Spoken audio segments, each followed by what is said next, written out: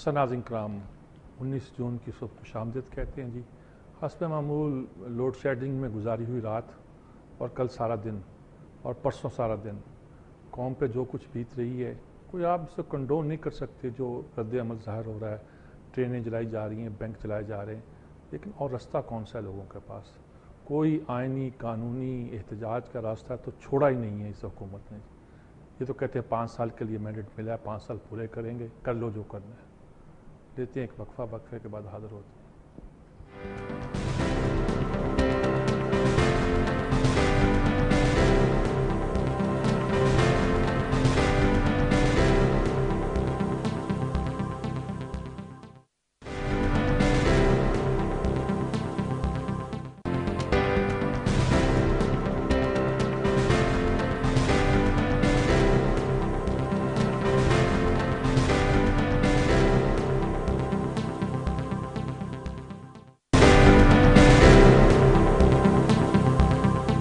जी नाज़रीन कराम, बड़ी ख़बरें तो कल लोड शेडिंग की हैं जी। और लोड शेडिंग के असरात के तहत जो मुल्क भर में मुजाहरे हो रहे हैं, हंगामे हो रहे हैं, नौबत यहाँ तक आ पहुँची है कि कामों की पर उन्होंने ट्रेन पर भी अटैक कर दिया, उसको भी जलाने की कोशिश की, और जिस पर पंजाब में पूरी ट्रेन सर्विस जो है मुअत्तल कर दी गई। बसों का ये हाल है कि मोटर वे के रास्ते से बसों का आना जाना बंद रहा 1.5 दिन के करीब। ना फैसलाबाद से रब्ता था लाहौर का, ना लाहौर का शायद इस्लामाबाद से भी उस तेज़ी के साथ रब्ता नहीं था। कुछ वक्त के लिए ब्लॉकेट आता था। जीटी रोड अगर चल भी रही थी, वहाँ भी जगह जगह हंगामे थे। कल कोई गुजरांवाले से यहाँ पहुँचे, जो तो ऐसे ही है जैसे मुज़ाफ़ात से कोई शहर के मेन इलाकों में डाउन टाउन में आ जाए, लेकिन हालत ये नहीं। स्पर्ब्स से मुज़ाफ़त कहने में उर्दू वाले मुज़ाफ़त का और मतलब लेते हैं, स्पर्ब्स पे कोई में डाउन टाउन में आ जाए, इतना ही फासला हुआ करता है। लेकिन आने वालों ने बताया कि उन्होंने रास्ते पहले देहातों में निकाले, और चूँकि वाकिफ़ थे, और एक देहात से दूसरे देहात, फिर सड़कों को मेन रोड को काटते काटते लाहौर पहुँचे। ये हालत हुई है यहाँ। और बैंकों को लोग जला रहे हैं, ट्रेनों पे हमले कर रहे हैं, और बिल्कुल बिल्कुल कंट्रोल से बाहर हैं, इसलिए कि बिजली मिलती नहीं जी उन्हें। बिल्कुल लाहौर में तो फिर भी कहते हैं 3-4 घंटे बिजली आती है। सरकारी रूल के मुताबिक तो शायद 8 घंटे 10 घंटे आती है, लेकिन 3 घंटे से ज़्यादा, 4 घंटे से ज़्यादा बिजली आती नहीं। आजकल फजर की नमाज जो है वो 4:10 पर होती है, तो अगर कोई 3:45 तो उठेगा ना जी। उस वक़्त अंधेरा होने का मतलब ये था कि यूपीएस जो है 1-1.5 घंटा रोशनी देकर और पंखा चलाने के बाद जवाब दे गया है। और उसके बाद भी 9:30 बजे तक बिजली न आने का मतलब था कि 3 घंटे की लोड शेडिंग उस वक्त हो रही थी। आधी रात को अलग, सुबह को अलग। अब आप घर जाओ तो वहाँ लोड शेडिंग एक तारीकी है जी, एक बेसुकून वो हब्स है कि लू की दुआ मांगते हैं लोग। अब वो गर्म हवाएं जो चलती हैं, लोग खिड़कियाँ खोल के उस पर बैठते हैं। मैं बार बार कहता हूँ, और आज मैंने तहरीर भी की है, अपने कॉलम में जिक्र भी किया है, कि ये घर और ये जो शहरों में हम लोग आए हैं, हमने अपना लाइफ स्टाइल एक ख़ास ढंग में जितना वो बना लिया था। छोटी छतें, कंक्रीट की इमारतें, और हर चीज़ हम तो बड़े फ़ख्र से बताया करते थे कि हमारे शहर ऐसे हैं, हमारी प्लाजे ऐसे हैं, हमारी इमारतें ऐसी हैं, हमारे घर ऐसे हैं, वगैरह वगैरह। वो लंबी कहानी जिसका मैंने तज़किरा किया है। लेकिन होता क्या है?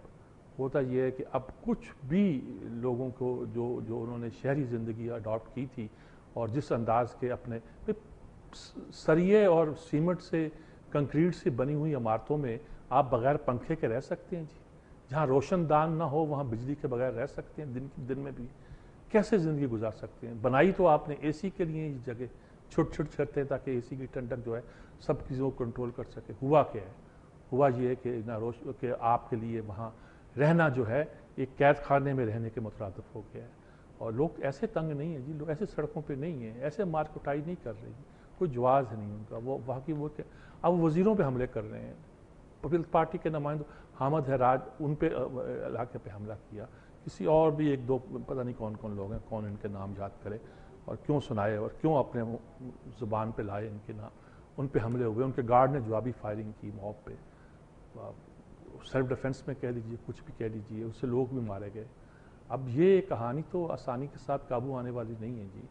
और अब ये कह देना कि जी ये सब जिम्मेदारी शहबाज शरीफ की होगी, तो ये कह देने से तो मसला तय नहीं होता है, मसला हल नहीं होता। बहरहाल शहबाज शरीफ ने भी कल किया तो है और कहा है, इश्तिहार भी आज आधे सफ़े के اخباروں میں ہیں بالکل، جس میں یہ کہا گیا ہے کہ بھئی سرکاری املاک کو نقصان نہ پہنچائیں۔ شہباز شریف بار بار کہہ رہے ہیں سرکاری املاک کو نقصان نہ پہنچائیں، لوگ سنتے ہیں جی۔ نواز شریف کہتے ہیں جی خیر وہ دوسرا عدلیہ کا مسئلہ بھی ساتھ ہی ہے کہ وہ سونامی چلے گا کہ اسلام آباد تک کوئی روکنے والا نہ ہوگا اگر عدلیہ کی توہین کی گئی۔ عدلیہ کا مسئلہ الگ چل رہا ہے، اس کے الگ کہانیاں نظر آتی ہیں جی۔ اور ادھر ان وکلا بھی جو ہیں وہ ریلیاں نکال رہے ہیں، پروٹیسٹ کر رہے ہیں۔ عدلیہ کی صورتحال یہ ہے کہ کل جو کیس پیش تھا کہ بھی عدالت کے فیصلے پر اسپیکر جو اسمبلی کی ہیں فہمیدہ مرزا، انہوں نے رولنگ دے دی اپنی اور کہا کہ کوئی نااہل نہیں ہوئے اور کچھ نہیں۔ یہ حوالہ نہیں دیا بلکہ یہ ایک قسم کا سٹانس حکومت نے یہ لیا ہے کہ اسپیکر جو ہے جو چاہے فیصلہ کر دے، وہ آخری اور حتمی ہوتا ہے، نہ اس کو چیلنج کیا جا سکتا ہے نہ اس پہ بات کی جا سکتی ہے۔ وہ مقدمہ واپس گیا کورٹ میں، اپیل انہوں نے دائر نہیں کی، جو وزیر اعظم کو سزا سنائی گئی ہے اس پہ کوئی اپیل دائر نہیں کی، جس کا مطلب ہے کورٹ نے کہا کہ وہ تو حتمی ہو گئی جی، کنفرم ہو گئی۔ جب آپ اپیل دائر نہیں کرتے تو سزا کو تسلیم کرتے ہیں، اور سزا یافتہ شخص جو ہے وہ 18 کروڑ عوام کے مقدر کا فیصلہ کر رہا ہے۔ لوگ یہ کہتے ہیں مجھے اس کا جواب چاہیے۔ جواب کیا ہوگا سوائے عرفان قادر کی بک بک کے، اور کیا جواب ہو سکتا ہے؟ معاف کیجئے گا جو زبان وہ وہاں استعمال کر رہے ہیں، اور جو کل لطیف کھوزہ صاحب جی گورنر کی اپنی زوم کے باوجود جا کے بیٹھ گئے عرفان قادر کی سیٹ کے ساتھ، پرانے اٹارنی جنرل ہیں، وہاں سے نکالے گئے تھے اس بات پر کہ وہ انہوں نے پیسے پکڑے تھے کسی جج کے نام پر کہ ہم اس کو مقدمے کا فیصلہ کریں گے۔ سپریم کورٹ نے کہا تھا بھی آپ جائیں ورنہ ہم آپ کو نام جو ہے وہ رول بھیج رہے ہیں وکلا کی کمیٹی کے پاس۔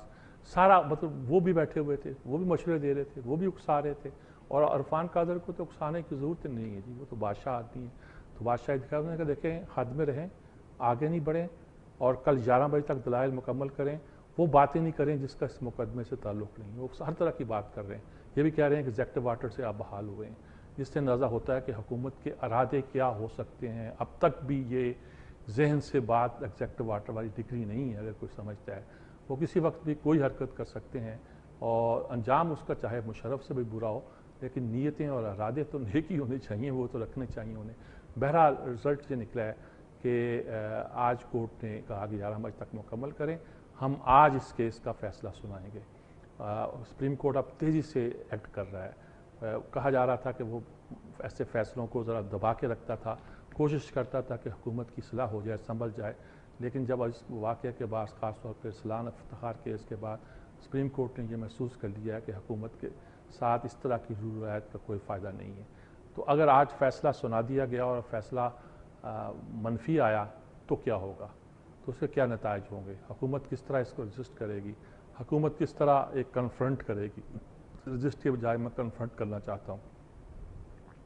سیکنڈ وزیر اعظم کا نام تو سامنے آ گیا ہے، لیکن اس کے بعد حکومت کے ارادے کیا ہیں وہ ایسے ایسا شو بھی کیے جا رہے ہیں، جیسے کوئی اور مقدمہ بنایا جائے گا، چیف جسٹس کے بارے میں انکوائری، ارسلان افتخار کی انکوائری کرتے کرتے اس کے چھینٹے جو ہیں چیف جسٹس تک بھی پھینکنے کی کوشش کی جائے گی۔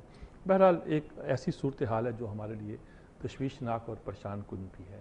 اچھا جی، وہاں سعودی عرب میں شہزادہ سلطان سلمان بن عبدالعزیز جی، سلطان بن عبدالعزیز، سلمان جی سلطان تو پہلے تھے، سلمان بن عبدالعزیز جو ہے ان کو بنا دیا گیا ہے ولی عہد۔ ولی عہد کے پاس بہت سی پاور ہوتی ہیں، اور خاص طور پر اس وقت شاہ جس حالت میں ہیں صحت کے لحاظ سے، تو اس میں ولی عہد کو بہت سا کام کرنا پڑتا ہے۔ وہ ان کا سسٹم اپنا ہے جی۔ ویسے تو پچھلے دنوں ولی عہد بھی بیمار تھے اور شاہ بھی اتنے صحت مند نہیں تھے، لیکن اس کے باوجود بھی ان کا سسٹم اور پوری کنسنٹ کے ساتھ جو بھی ان کی ہاؤس آف سعود ہے ان کی کنسنٹ کے ساتھ آگے چلتا جا رہا تھا۔ اسی میں سب شاہ عبدالعزیز کی اولاد ہیں، انہی کے بیٹے ہیں، ماشاءاللہ خاصے بیٹے تھے ان کے، اور فیصل بھی ہوں، فہد بھی ہوں، خالد بھی ہوں، سب اسی کے بیٹے ہیں، سب انہی کی اولاد سے ہیں۔ اور یہ سلطنت سعودیہ سلطنت جو ہے یہ بانی تو اس کے شاہ سعود تھے، لیکن اس کے بعد شاہ عبدالعزیز نے اس کو کنسالیڈیٹ کیا، اور اسی کی اولاد آج تک یہاں حکومت کر رہی ہے اور چل رہی ہے۔ کل جنرل کیانی نے جی، چھوٹی سی خبر ہے بظاہر لیکن امپورٹنٹ ہے، انہوں نے کہا کوئی فوج اپنے ملک کے خلاف کارروائی نہیں کرتی۔ جنوبی وزیرستان میں وہ وہاں ایک کیڈٹ کالج کا افتتاح کر رہے تھے، کچھ اور بھی بتایا کہ ہم نے یہ پروجیکٹ شروع کیے۔ इस फिक्रे के दो मफहूम निकलते थे कि हमने बादल नाखास्ता यहाँ कार्रवाई की। कहा तो उन्होंने यहाँ कि दहशत गर्दी के ख़िलाफ़ हमें कार्रवाई करना पड़ी, लेकिन इसके बड़े मफहूम निकलते हैं कि पाकिस्तानी फ़ौज का कोई इरादा नहीं था और कोई फ़ौज भी नहीं चाहती कि अपने इलाके में फ़ौजी कार्रवाई करे, लेकिन हमें इसलिए करनी पड़ी कि रद्द अमल के तौर पर जहाँ जो दहशत गर्दी पैदा हो रही थी उसके असरात हमारे खुद कुछ हमलों की सूरत में हमारे यहाँ भी पड़ रहे थे, और दुश्मन के साथ भी जो वो लड़ाई उनकी थी उसमें भी हम पर एक तरह का दबाव और प्रेशर था। हमने यहाँ कार्रवाई की और उसके बाद जैसे स्वात और मालाकांड और इलाकों में अब पता चलता है कि बहुत से फलाही काम फ़ौज अपने वसाइल से अपने ज़राए से कर रही है। ये हुकूमत के करने के काम है जी, लेकिन हुकूमत कहती है कि इन्होंने सब कुछ किया है, अब ये भुगते हैं और इनकी ज़िम्मेदारी जाने जी। एक कोऑर्डिनेटेड एफर्ट जब नज़र नहीं आती, कैडेट का 124 प्रोजेक्ट्स हैं जो यहाँ काम कर रहे हैं वो जी, जिन पर आवाम की बहबूद के लिए कि लोगों को मुतमिन करना कि भाई हम तुम्हारे दुश्मन ही थे, जो दिलों को फतह कर ले वही फातह है ज़माना।